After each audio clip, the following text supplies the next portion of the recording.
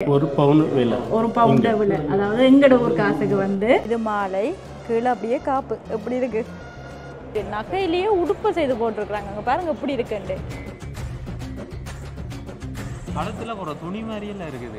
ரேட்டும் குறைஞ்சிச்சு உங்களுக்கு லக்கு. இன்றைக்கு நாங்கள் வந்து துபாயில் ஷார்ஜா என்ற இடத்துல இருக்கிற கோல்ட் ஷோக்கு வந்திருக்கிறோம். இதை விட துபாயில் பெரிய ஒரு கோல்ட் ஷோக் இருக்கு. போகக்கூடிய சந்தர்ப்பம் கிடைச்சா கட்டாயமா அந்த வீடியோவை உங்களுக்கு தாரேன்.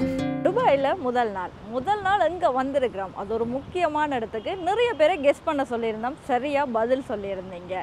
இலங்கையை பொறுத்தளவில் இப்போ தங்கத்தின் விலையை பார்த்தீங்கன்னா சில நேரங்களில் குறையுது, சில நேரங்களில் கூடுது. அந்த நேரத்தில் துபாய் நகைன்றது நல்ல நகைன்றுவாங்க, இங்கே விலை குறைவுண்டுவாங்க.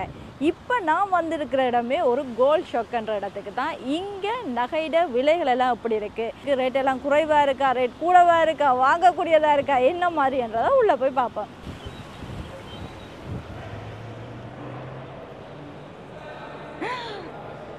உள்ளே வந்ததுமே முதலாவது நகைகளை பாருங்கள். இவ்வளோ பெரிய பெரிய நகைகள், இவ்வளவு நகைகள் இருக்கா.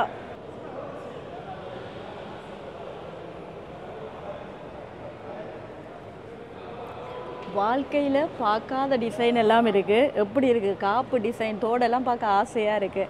அதுவும் சின்ன சின்னனா இல்லை. அங்கே நாங்கள் போனால் அப்படி கேட்பாங்க, சின்ன சின்னனா தாங்க, அளவாக தாங்கட்டு. இங்கே அப்படி கேட்கல, அது போல் தெரியுது. எல்லாமே பெருசு பெருசாக இருக்குது.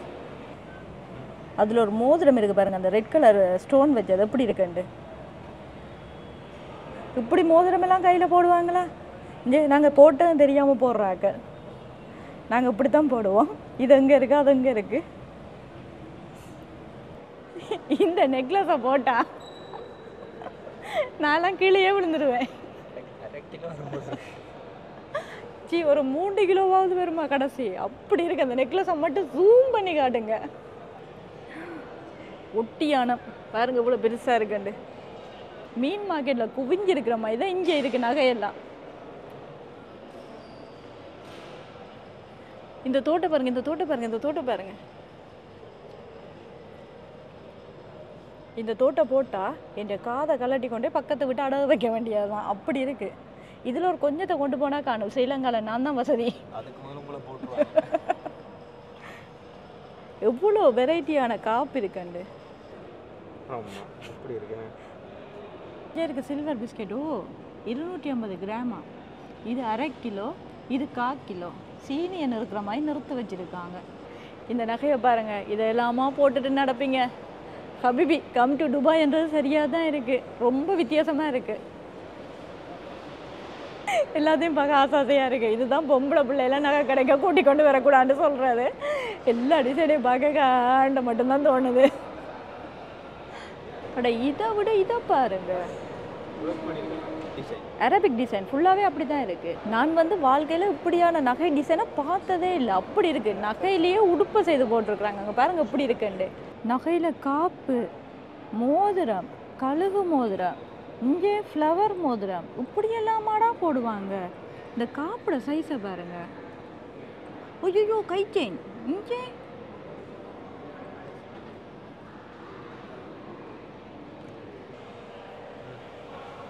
நகையை பார்த்து கொண்டே இருக்கிறதால இன்னும் எங்கேயும் போய் ப்ரைஸ் கேட்கல. முதல்ல நாங்கள் டிசைன்களை பார்ப்போம். அதுக்கப்புறம் ஆறுதலாக எங்கேயாவது ஒரு கடைக்குள்ளே போயிட்டு ப்ரைஸ் கேட்பேன். பாருங்க எப்படி இருக்குன்ற டிசைன். இது வரைக்கும் வாழ்நாள்லேயே பார்க்காத ஒரு டிசைனோட காட்டுறேன். பார்க்குறீங்களா? இப்படியெல்லாம் டிசைன் போடுவீங்களான்னு இருக்கு.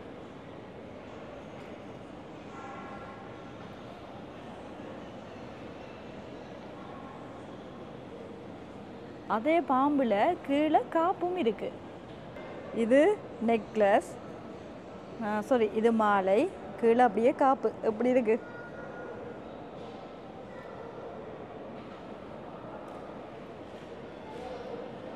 இந்த முன்னுக்கு இருக்குது வளைஞ்ச ஒரு டிசைன் ஒன்று இருக்குது தானே. இந்த டிசைன் வந்து எங்களோட உடுப்புகளுக்கு வைக்கிற அந்த துணி மாதிரி இருக்குது. அதே அந்த அக்காவுக்கு பின்னுக்கு ஒரு புலி முகத்தில் பெண்டனோட ஒரு டிசைன் இருக்குது. இங்கே இருக்குது பாருங்கள் கோல்டு பிஸ்கெட். சின்னலேருந்து பெருசு மட்டும் இருக்குது. ஒவ்வொரு சைஸாக இருக்குது. அங்கே பாருங்கள் காப்பு அப்படி இருக்குண்டு.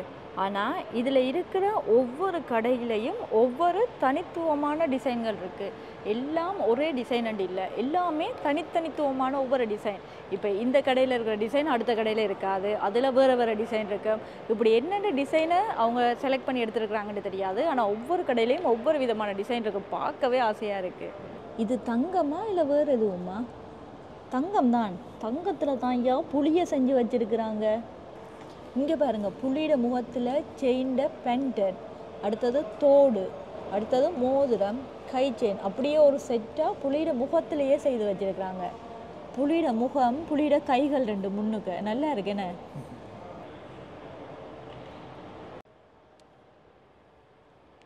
இப்போ பாருங்கள் மயில் டிசைன். சரியா, மயிலுக்கு பிறகு புலி, புலிக்கு பிறகு பட்டர்ஃப்ளைல காப்பும் மோதிரமும்.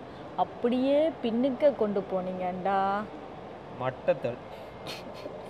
என்னடா இது நகைக்கு வந்த சோதனை. மட்டத்தள்ல என்னது? அதுலேயும் காப்பு மோதிரமும். சரி, அதைத்தான் தாண்டி அப்படியே பக்கத்தில் வந்தீங்கண்டா சுருட்டி போட்டு சோல் மாதிரி மாலையை செய்து வச்சுருக்காங்க. கழுத்துல போற துணி மாதிரியெல்லாம் இருக்குது. அதைத்தான் சொல்கிறேன், ஷோல் மாதிரி நகை. இதை கழுத்தில் போட கழுத்து கலண்டு கீழே விழுந்துடும் போல தெரியுது. புளி பாயிற மாதிரியே செய்து வச்சுருக்குறாங்க. அது பக்கத்தில் இருக்கிற புளி முகத்தை புளி பாயிறதையே டிசைன் ஆக்கிட்டாங்க. பக்கத்தில் பாம்பு எப்படி இருக்குண்டு பாம்பையும் காப்பாக்கிட்டாங்க. சரியா, அதே பாம்பை பக்கத்தில் நெக்லஸ் ஆக்கி தோடாக்கி மோதிரமாக்கியிருக்காங்க. இப்படியும் இங்கெல்லாம் போடுவாங்களோ? இப்படியெல்லாம் டிசைன் இருக்கா? போடுவாங்களா இப்படியெல்லாம்? இவர் யாரப்பா?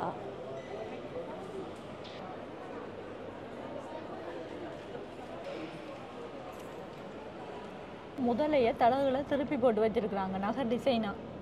அதுவும் படிவா அந்த குட்டி குட்டியாக பல்லெல்லாம் வச்சு சூப்பராக இருக்கு. நான் நினைக்கிறேன் இங்கே இருக்கிறாக்களுக்கு புலி என்ற வந்து ஒரு இதாகும் என்ன ஃபேவரட் போல. ஃபேவரட் ஏதோ ஒரு விஷயம் இருக்குது. ஏன்னா நிறைய இடங்களில் புலி சம்மந்தமான புலியை மையப்படுத்தி இது செய்து வச்சுருக்காங்க நகைகள் என்ன. சரி, ஆனால் புளியை வச்சு செய்கிற நகைகள் வந்து இப்போ கூட கேர்ள்ஸ் யூஸ் பண்ண மாட்டாங்க, பாய்ஸ் தான் வந்து அந்த புளி முகம் போடுறது அதில் விருப்பம் கூட. ஆனால் இங்கே இருக்கிற இடங்கள் எல்லாமே புளியை வச்சு தோடு மோதிரம் காப்புண்டு கேர்ள்ஸுக்காக செய்து வச்சுருக்குறாங்க. அது ஒரு பெரிய வித்தியாசமாக இருக்குது.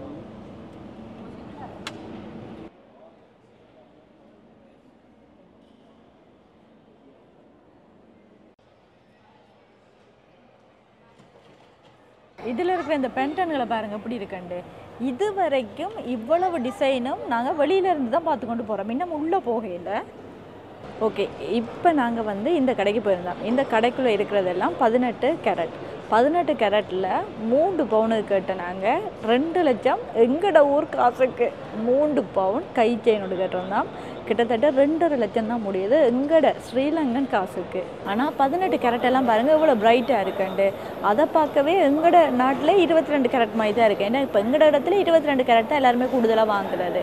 24 கேரட் இன்னும் கொஞ்சம் ரேட் கூடவா இருக்குது. அப்போ இங்கே 18 கேரட் வந்து எங்கட 22 கேரட் மாதிரி நல்ல பிரகாசமாக ஜொலிக்குது. இங்கத்தைய நாட்டை பொறுத்தளவில் தங்கம் எல்லாம் ஒரிஜினலாக இருக்குமா, 18 கேரட்டும் வாங்கலாமா. இது ஃபுல்லாக கோல்டு தான் இருக்குது. இங்கே வந்து கடைக்கு வெளியிலேருந்து காணொலிகள் எடுக்கலாம், கடைக்குள்ளே போய் எடுக்க இல்லாது. ஏன்னா இதெல்லாம் அரபிக் கடைகள் தானே. அதே நேரத்தில் அங்கே வந்து அவங்களோட கேர்ள்ஸ் எல்லாம் உள்ள வரைக்கும் நாங்கள் அதை கவர் பண்ணிடலாம். அது தண்டனைக்குரிய குற்றமாகுமா? இது நமக்கு தேவையா? இல்லை. ஓகே, இந்த இடத்தோட இந்த காணொலியை நிறைவு செய்து கொண்டு அடுத்த இன்னொரு கோல்டு ஷாப்புக்கு போவோம். அங்கே போயிட்டு என்ன ப்ரைஸுகள் எல்லாத்தையுமே கேட்போம்னாங்க.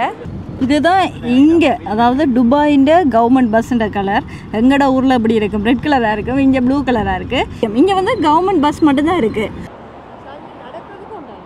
எனக்கு இங்கே வந்ததுலேருந்து பிடிச்ச முக்கியமான ஒரு விஷயம் இந்த குப்பை தொட்டி, அதாவது டஸ்ட்பின். இந்த ரோட்டில் எல்லா இடத்துலையும் டஸ்ட்பின் இருக்குது. இந்த டஸ்ட்பினுக்குள்ளே நாங்கள் குப்பையை போட்டுட்டு போகலாம். இப்படி ரோட்டெல்லாம் டஸ்ட்பின் இருந்தால் நாங்கள் குப்பையை வேஸ்ட்டாக ரோட்டில் போட மாட்டோம் தானே. அதாலேயும் என்னவோ தெரியும் இந்த துபாய் ரோட்டெல்லாம் உண்மையாகவே க்ளீனாக இருக்குது. இந்த நாட்டில் வந்து சரியான வெக்க தானே, அதுக்காக குளிராக தண்ணி வரணுமன்றதுக்காக ஒரு குட்டி குளிர் வீடே கட்டி வச்சுருக்குறாங்க. அங்கே பாருங்கள், அது வந்து ஃப்ரீ தண்ணியாக நல்லா கூலாக வரும். சூப்பர், உண்மையாக நல்ல கூலாக இருக்குது. சாப்பிட்றீங்களா? டீ காப்பி எதுவும்? இல்லை பரவாயில்ல. இப்போ தான் நாங்கள் சாப்பிட்டுட்டு வந்தோம். 24 கேரட் 22 கேரட் மற்ற 18 கேரட்டா? ஓகே. அதோட ப்ரைஸ் ஒவ்வொரு ஒரு கிராம் எவ்வளோன்ற மட்டும் சொல்லுங்க. டுடே கரண்ட் ரேட் வந்து 22 கேரட்டு 448 எகால் கிராம் 448 கிராம ஸ்ரீலங்கன் மணிக்கு 80ஆல் பெருக்கணும். பெருக்கினா 448 தர 80 35,840 ஒரு கிராமுக்கு. அப்போ அதையே 8ஆல் பெருக்குவோம். இப்போ 8ஆல் பெருக்கினா 2,86,720 ரூபாய் இங்கே ஒரு பவுன் விலை. ஒரு பவுண்ட விலை. அதாவது எங்கட ஊர் காசுக்கு வந்து 2,86,720 ரூபா. அங்கே 4 லட்சம் மட்டும் போகுது. அது நல்ல டிஃபரன்ஸ் இருக்கும். ஏன்னா இப்போ எங்களுக்கு அங்கே வந்து தங்கத்தில் விலை வந்து சடன்லியாக கூட்டிட்டு உங்களுக்கு இங்கே கூட்டிட்டா கூடிச்சு. இப்போ குறைஞ்சிருக்கு. ரொம்ப குறைஞ்சிருக்கு ரேட்டு. இன்னைக்கு மாத்திரம் ஒரு 25 தரம்ஸ் குறைஞ்சிருக்கு. 505 வந்துச்சு. 505 வந்து 505 மட்டும் வந்துச்சு. அப்போ அந்த டைம் தான் எங்களுக்கு அங்கே 4 லட்சம். அதுக்கு அதோட மேலே போயிருக்கு. ஓகே. அப்போ இப்போ சரிதானே. இப்போ இங்கே வந்து ஒரு பவுன் எங்கட ஊர் காசுக்கு 2,86,000. சரி, நீங்கள் எனக்கு இதுக்கு எவ்வளோ மைண்ட் போட்டு தாங்க. ஓகே, கொஞ்சம் டிஸ்கவுண்ட் கூட பண்ணிட்டு போட்டு தரேன் மேடம். கண்டிப்பாக நன்றி. பார்த்து கொண்டிருக்கிறேன் 3 கிராம் போட்டு. ஃபர்ஸ்ட் வந்து 535 தரம் மாதிரி இருந்துச்சு. கம்மி பண்ணிட்டு இப்போ 460 மாத்திரம். முதல் வந்து இப்போ நான் வந்து என்னுடைய செயினை கொடுத்துட்டு அதை மாற்றி ஒரு புது செயின் தர சொல்லியிருந்தேன். அப்போ அதுக்கு வந்து அவங்க முதல்ல வந்து 535 கிராம் கேட்டிருந்தவங்க. ஒரு 70 தரம்ஸ் டிஸ்கவுண்ட் பண்ணாங்க. ஓகே, 70 கிராம்ஸ் டிஸ்கவுண்ட் பண்ணி எங்களுக்கு 460 460 75 கிராம்ஸ் டிஸ்கவுண்ட் பண்ணி 460 கிராம்ஸ் தான் எடுத்துருக்குறாங்க. மிக்க நன்றி. ரேட்டும் குறைஞ்சிச்சு. உங்களுக்கு லக்கு நல்ல டிஸ்கவுண்ட். 75 தரம் நீங்கள் வாங்கினதுக்கு அப்புறம் கூடிடுச்சு. நான் வாங்குறதுக்கு முதல் குறைஞ்சிருந்தது. நான் வாங்கி கொண்டிருக்கே 3 கிராம்ஸ் கூடிட்டான். ஆனால் இருந்தாலும் பழைய ரேட்டு தான் தந்தவங்க. நன்றி. வாங்குகிற பொருளுக்கு வேட்டு வாங்கியிருக்கும். அந்த வேட்டு வந்து உங்களுக்கு கிளைம் பண்ணி ஏர்போர்ட்டில் கிடைக்கும். இந்த மாதிரி பிளானெட் சொல்லி அங்கே ஒரு கவுண்டர் இருக்கும். அந்த கவுண்டரில் இந்த பில்லு காட்டினா போதும் உங்களுக்கு வேட் ரிஃபண்ட் கிடைக்கும். இப்போ என்னென்னா எந்த கடையில் நகை வாங்கினாலும் அப்படி தானே, இல்லை உங்கள்கிட்ட மட்டும்? விசிட்டர்ஸ்க்கு மாத்திரம் அந்த மாதிரி எந்த கடையில் வாங்கினாலும் உங்களுக்கு கிடைக்கும். ஓகே. அது என்னென்னா விசிட் விசாவில் இங்கே வந்து நாங்கள் இப்போ சுற்றி பார்க்க டூரிஸ்ட் விசாவில் வந்தாங்க. இப்போ சுற்றி பார்க்குறவங்க நகை வாங்கிக்க இவங்க ஒரு பில் தருவாங்க. அதை கொண்டே இப்படி டேக்ஸ் ஃப்ரீ ஒன்று இருக்குது. அங்கே கொண்டே காட்டினா அவங்க வந்து அந்த இங்கே அறவிட்ட டேக்ஸை மட்டும் ஏர்போர்ட்டில் எங்களுக்கு ரீஃபண்ட் பண்ணி தருவாங்களாம். நல்ல சிஸ்டமாக இருக்குது தானே. அப்படி ரீஃபண்ட் பண்ணல எங்களோட ஒரு காசுக்கு எவ்வளோ வருது? கிட்டத்தட்ட ஒரு 19,000 ரூபாண்டாலும் கையில் தருவாங்க. இந்த பொருள் மொத்த தொகையின் 5% இதாக வரும். ஓகே. இது துபாயில் சார்ஜாவில் சென்னை ஜுவல்லர்ஸ். இங்கே வந்தீங்கன்னா அவங்க குறைச்சி தருவாங்க. கட்டாயமாக யூடியூப்பில் நாங்கள் வீடியோ போடுவோம், பார்த்துட்டு வந்தால் சொல்லுங்கள்.